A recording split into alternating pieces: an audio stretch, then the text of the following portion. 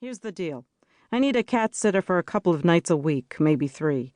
A few hours each of those nights, maybe between 8 and midnight. The cat's name is Brat. He's not a problem, except he keeps bothering me when I'm working on my laptop. I'm a writer. He seems to be infatuated with the laptop screen. When I lock him in another room, he starts screeching. So that's what I need a cat sitter for. You get it? I'll be at my laptop making a living, and Brat will be entertained by you, hopefully, in another room. Where is your place? I have a loft on the Bowery, just south of Houston. I thought $10 an hour would be fair, and an extra $10 for the cab home. That would come to $50 for the evening. Is that acceptable to you, Miss Nestleton?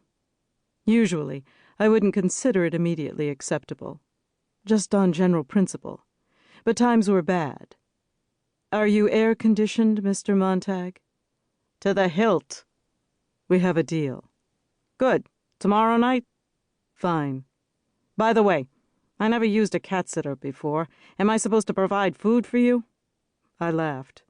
No, not really. A piece of fruit would be nice, though, and something cold to drink. He gave me the address and said that I should not worry at all about Brat.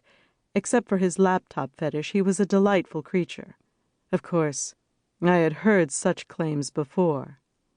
And that was that with the phone call. I tried to go to sleep. It was a bit difficult. I read some James, but my eyes hurt in the heat. At a little past midnight, I heard the blessed sound of thunder approaching. Louder and louder. I switched off the ceiling fans. The storm hit. Sudden and furious, the heavens opened. Wind and water whipped through my large windows. As quickly as the storm came, it left, and in its wake was silence and cool. I drifted off into sleep. Sometime close to dawn, I woke with an itch on my left leg. At least at first I thought it was an itch, but then I realized it was a bug crawling from my knee down toward my toe. I sat up and leaned forward to swat the intruder.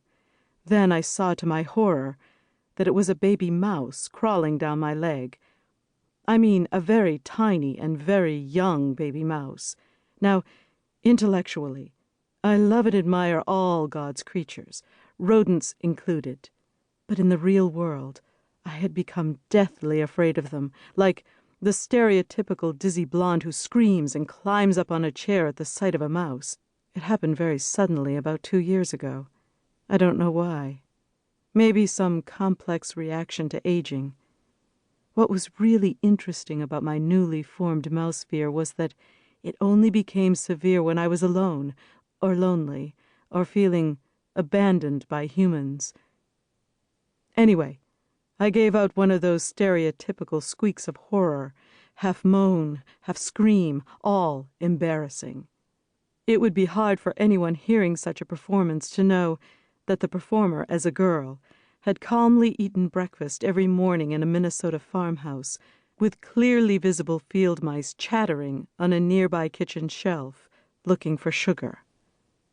The baby mouse dashed off me. Obviously, it now realized I was not its mother.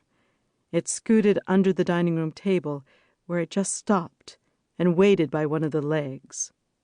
Crouched on the floor about 5 feet away from the baby mouse was old Poncho. He was crouched real low, like a leopard in the grass. If he still had a tail, no doubt it would have been twitching, for his eyes were focused on the prey under the table. Brave, noble, modest Poncho. He would protect my home and hearth. I winced, realizing I was about to witness the central ritual of the wild, a kill. The baby mouse realized his or her situation.